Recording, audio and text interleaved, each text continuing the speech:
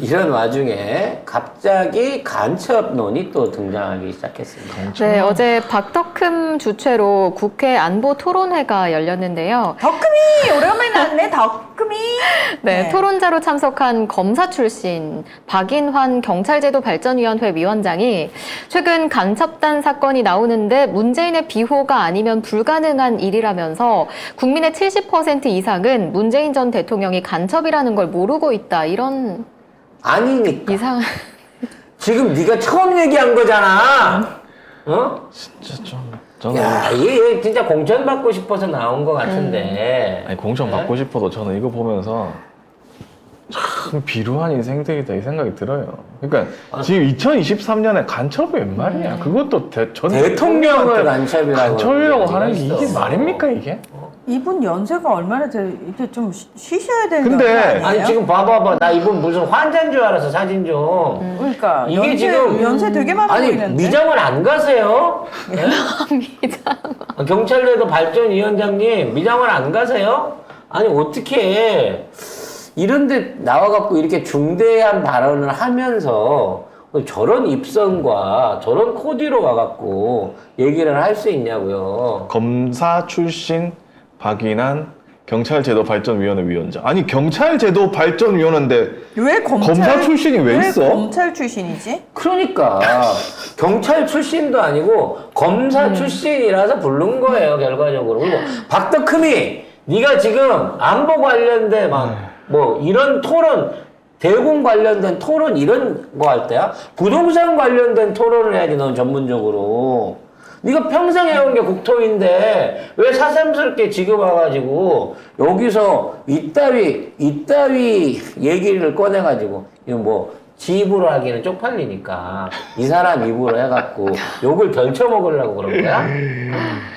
근데 진짜 이렇게 되면은 아까 송 작가님 말씀하신 것처럼 뭐 공천이나 아니면 대통령실의 좋은 말이라고 생각이 들잖아요, 우리도. 그거 자체가 너무 나는 참 빈약하다. 이 사상이 되게 빈약하다 이 생각이 들어요. 그러니까 이 이직들은 이거밖에 없는 거예요. 남은 게 이거야. 지금 빨갱이지 이거야. 지금 국짐도 그렇고 저기 대통령실도 누구 일을 시키려고 해도 일을 하겠다는 사람이 없다는 거 아니에요. 그러니까 여의도 쪽에서나 아니면 용산 쪽에서 전화가 걸려오면 아예 안 받아버린대요. 현역 의원들이나 높은 자리에 있거나 교수들 이런 사람들이 안 받아버리는 거야. 왜? 지금 가면 또 모질이짓 하고 나중에 정권 바뀌면 지들이 책임지고 감옥 가야 되거든. 그렇지. 그러니까 아예 이게 사람이 없기는 왜 없겠어. 대학마다 교수고 깔린 데마다 퇴직 공무원들인데 그런 애들 중에 하나가 윤석열 정부랑 같이 가겠다는 놈이 없는 상황인 거예요. 근데 그 말을 들으니까 애초에 주목 못 받을 변두리에 있는 하이에나 같은 새끼들 있잖아. 이런 뭐 간첩 뭐 빨갱이 뭐 이런 장해찬 얘기. 같은 요런 야동 작가 하든 야설 작가 하든 이런 새끼들이 김문수 뭐 이런 애들 막. 야 지금이 기회구나 라고 하면서 저요 하면서 독한 말들을 막 꺼내놓고 주목을 받는 거예요. 그러니까 저를 시켜주시면 제 이 더러운 주둥이와 도덕성을 가지고 윤석열 정권을 위해서 제가 홍위병이 되겠습니다 라고 나서는 놈들이 점점 더 많아진다는 거예요. 그러니까 결국에는 실력 없는 사람들만 이런 센 말 해가지고 자기가 눈에 들려고 하는 거예요. 결국 이 정권은 그런 사람들만 모일 수밖에 없다. 자, 이런 상황에서 통일부 장관도 지금 교체각이 나오고 있는데요. 네, 나는 김영호가 의원 출신 김영호인 줄 알았더니 교수 김영호였네요. 네, 통일부 장관 후보자로 유력한 김영호 성신여대 교수가 남북 관계는 적대 관계라면서 김정은 정권 타도를 주장해온 것으로 확인됐습니다. 한 사람 통일부 장관? 또 뿐만 아니라 헌법재판소에서의 그 박근혜 탄핵 판결을 체제 전복 세력의 붉은 카펫을 깔아주는 결과라고 비난을 했고요. 또 당시 촛불 시위를 전체주의적이라고 말했던 사람입니다. 저는 이 정부 들어와서 가장 특이한 인사가 권영세가 통일부 장관 한 거였어요. 얘가 무슨 외교 관련된 쪽으로 가거나 아니면 뭐 중국 관련된 무슨 뭐 대사를 한 번 더 역임을 하거나 아니면 유엔을 가거나 뭐 그런 쪽으로 들여다봤는데 뜬금없이 통일 관련된 얘기를 하면서 담대한 구성이 어쩌고 해가면서 중국을 통해 가지고 뭐 어떻게 초창기에 통일 계획을 세우면서 이쪽 북한 관련해서 엄청나게 많은 일반적으로 여러분들한테는 보도되지 않은 여러 가지 얘기들을 꺼내놨습니다. 근데 그 얘기가 1년 동안 아무것도 된 게 없어요. 뭐 이산가족부터 시작해갖고 뭐 우리 그 지자체들하고 협업해갖고 경제 발전하는 문제, 그와 관련한 뭐 제재 관련 지원 문제 등등 여러 가지 얘기들을 많이 꺼내는데 하나도 된 게 없이 지금 물러나는 거예요. 그래서 이제 일부 권영세가 국회의원 나온다는 말도 있습니다만 저는 국회의원 나오려면 용산에 나와야 되기 때문에 그건 좀 힘들 거라고 지금 생각을 하고요. 용산 나오면 이제 정청래랑 붙어야 되니까. 왜? 마포예요. 마포가 정청래인데요? 그죠. 지금 용산 가겠다고 하는 우리 쪽 누구 후보자가 용산 있어요. 누구 했어요? 네, 아무튼. 뭐, 전현희 위원장 뭐.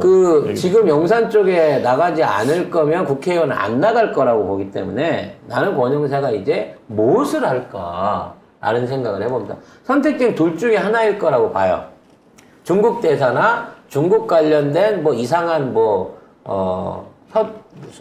위원회 내지는 정부 조직 같은 거, TF 뭐 이런 걸 받아서 대북 관련된 사업을 맡아서 진행할 가능성이 1번. 두 번째는 유엔으로 가는 거죠. 그래서 유엔으로 가갖고 유엔 관련된 기관들하고 돈 관리를 거기서 하는 요런 류의 역할이 2번. 그리고 세 번째 생각해보고 있는 게 교포청을 맡을 가능성. 교포청? 네.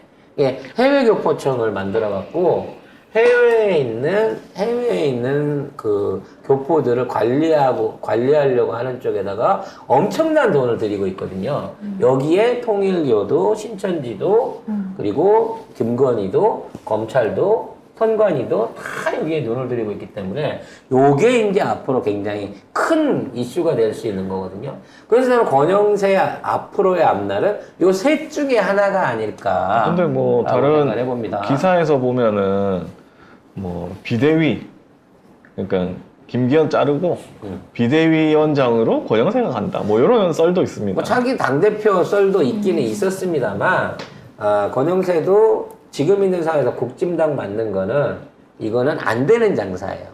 어차피 안 되겠네. 윤석열이 주장하는, 하고 싶은 170석 택도 없을 뿐만 아니라 그거 하는 과정 중에 검사 낙하산 치고 결국 실세 한동훈한테 치고 그리고 비례 3번 그 김건희한테 칠 거 생각하면 정치 쪽으로는 안 돌아갈 가능성이 훨씬 높다고 생각합니다. 그리고 원래 권영세는 옛날 조중대사 할 때부터 이게 돈 문제에 관련한 굉장히 많은 카르텔을 갖고 있는 사람이라 깔끔하게 은퇴 사업한다는 생각으로 중국 쪽 아니면 유엔 쪽으로 가서 아니면 교포청 어차피 해외니까 자기 적성을 살려서 그쪽에서 수익 사업 뽑아먹기로 저는 빠질 걸로 생각을 합니다. 제 예상이 맞는지 한번 기대를 하고 봐야 될 것 같아요. 아무튼 이렇게 뭐 김정은 타도 뭐 이런 사람이 통일부 장관이 된다고 하니까 어떻게 통일은 통일하고 끝장인 거지. 전혀 관계 없는 사람 이 정권 하에서 통일의 통짜도 꺼내지 마! 라는 방식으로 가게 되겠죠. 네. 그리고 이것도 여러분 잘 그 생각을 해보셔야 돼요. 지난 정권, 어떤 정권, 그러니까 뭐 많이 흐르진 않았지만, 이명박 이후에 박근혜, 문재인, 그리고 이번 윤석열 정권 오면서 처음으로 윤석열이 천안함 티셔츠를 꺼내 입었단 말이죠. 네. 저는 이 천안함 사고에 대한 또는 이와 같은 대북 그 감정을 자극할 수 있는 게 사실 이제 천안함 같은 경우에는 억울한 거지, 북한 입장에서는. 남한에서 난 사고인데 이쪽에다 우겼다라고 하는데 이걸 갖고 이제 시비를 걸어 올라갈 가능성이 나는 매우 크다고 생각합니다. 연평도 포격이나 그다음에 뭐 소해해전 뭐 이런 것들 여러 가지 것들이 있겠습니다만 사실 제일 큰 피해가 천안함이기 때문에 천안함 문제로 가지고 북한을 압박하면서 일종의 긴장 관계를 고조시키려고 하는 외교적인 전술을 이미 준비해 놓고 있다. 괜히 그거 입고 나간 거 아니다라는 점 여러분들이 기억을 해주시면 좋겠습니다. 이번 주에는 신성철 그 대표를 모셔가지고 천안함 관련된 잊혀진 천안함에 관련된 그 새로운 소식들, 새로운 증거들에 대한 얘기를 좀 들어볼 거거든요. 네, 금요일 오후에 현재 계획을 하고 있습니다만 우리 신 대표님이 바쁘시기도 하고 또 어디 스케줄 이외에도 건강상의 또 어려움도 있으시고 해서 아직 날짜는 미정이라 정확하게 보지는 못 드리고 있습니다만 송작가 TV는 천안함도 걱정하고 있다. 지난번 개표기의 비밀처럼 굉장히 울림이 큰 방송이 준비되고 있다는 점도 여러분들한테 공지해 드렸습니다. 자, 국힘의 조경태. 익숙한 이름이에요. 네. 한때는 민주의 보고 조경태가 지금 국힘의 조경태죠. 근데 얘가 갑자기 고등학교 도서관에 박원순, 손석희, 세월호 책을 보유한 내용을 내놔라라고 얘기를 했습니다. 기사를 읽기 전에 나는 여기에 박원순을 이해할 수 있어. 얘가 손석희를 왜 건들지?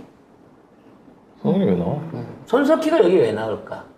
이 부분의 포인트를 가지고 기사를 한번 보도록 하겠습니다. 네, 세계 시도교육청이 일선 고교에 보낸 국회 조경태 의원실 요구 자료 요청 도서 목록이란 제목의 공문을 보면 이 요구한 대상 자료는 박원순, 손석희, 이승만, 박정희, 김대중, 노무현, 이명박, 박근혜, 문재인, 윤석열 등 10명의 인물과 세월호 등 한 건의 참사 관련 서적이 있습니다. 여기 있는 사람 다 정치인이에요.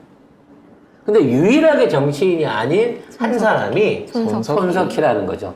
이건 무슨 의미로 이해를 해야 될까요? 손석희는 왜? 손석희가 정치인이 된다는 얘기지. 에? 나는 그렇게 봅니다. 조경태는 알고 있다는 거예요. 헐. 손석희가 어떠한 형태로든지 정치계 안으로 아니 그게 아니면 네. 너무 뜬금없잖아. 지금 손석희 친구도 아니고 개인적인 원한이 있는 것도 아니고 왜 여기에 손석희를 끼워넣고 있냐는 거지. 지금 해외 순회 특파원 사장급으로 근무를 하고 있다는데 JTBC. 사장급 특파원은 가서 무슨 업무를 할지 궁금해요. 일단 JTBC가 보도 쪽을 없앤다고 하니까 손석희 사장도 이제 나와야 될 때가 된 것 같아요. 제가 봤을 때 이제 눈치를 보고 있을 것 같아요. 눈치밥을 먹고 있을 것 같아요. 네. 그냥 합리적으로 JTBC를 호적 세탁을 하고 대중 정치인으로 들어올 수 있게 되는 뭐 일종의 관례를 치르고 있는 게 아닌가라고 생각하고요. 저는 손석희의 등장을 4년 전부터 예고를 했었습니다. 사실 윤석열보다는 김종인과 손석희가 손을 잡고 보수 여당 쪽 후보가 될 가능성이 있다라고 늘 얘기를 했지만 그 당시에는 이제 그게 안 이루어졌었죠. 그건 왜냐면 김종인이 모질해서 김종인의 영향력이 부족해서 그렇게 된 거예요. 근데 지금 손석희가 돌아오게 되면 아마 지금은 아닐 겁니다. 다음번 총선 직전이거나 아니면 총선 직후에 돌아올 가능성이 높죠. 왜냐면 손석희는 총선령이 아니라 대선령이기 때문에 안철수와 같은 용도로 쓰일 수 있는 사람이기 때문에 그때쯤 돌아올 거라고 보는데 그와 관련한 일종의 사전 정지 조사 작업이라고 그래야 될까요? 매우 특이한 자료 요구였다고 봐집니다. 근데 여기서 깜짝 놀랄 일이 생길 수도 있죠. 저는 별로. 아까 여기에 그 설명한 이 사람들 서적이 네. 전부 한 서너 권밖에 없는데 손석희 관련된 서적만 50권쯤 있는 거야. 에이? 아닐까요? 뭔 말이에요? 그게. 의외로 손석희의 이미지 관리를 위한 작업이 이미 오래전부터 들어갔을 수도 있다는 거죠. 고교 도서관에 관련 서적이 그래서 굉장히 우리는 많을 전혀 것이다. 모르고 있는 손석희의 위인전 같은 거, 손석희가 했었던 여러 가지 그게 우리가 공식적으로 알고 있는 출판물이 아닌 거야. 외부에 이런 거 있었다 없었다라고 말한 적이 없는 그런 류의 서적들도 있을 수 있지 않을까라는 생각을 해봐요. 아니 근데 이런 걸 조사하는 것 자체가 웃기는 짓이죠. 이거 해서 뭐 할 건데? 아니 왜냐면 이제 그래서? 다음 총선에 조경태는 양쪽에서 다 공천을 못 받을 거거든요. 아니 세월호는 왜 들어가? 그거 있으면 어떡해? 왜? 뭐 어때? 그래서 나는 이게 매우 이념 편향적인 아마 내용일 거라고 봐요. 그래갖고 나중에 이제 뭐 문재인 관련된 게 많다 그러면 다 문재인 정부가 이렇게 했다 그럴 것이고, 뭐 박근혜가 많다 그러면 박근혜가 이렇게 했다라는 식으로 이제 지는 아무데나 걸어서 써먹을 수 있는 거죠. 뭐 처구니가 없네. 저는 이제 박지지 끝나고 이제 혼자 독야청계 이현주랑 손잡고 정치해야 될 입장에 있기 때문에 그런 상황들을 미리 알고 정지 작업하고 있는 게 아닌가라는 생각도 해봅니다.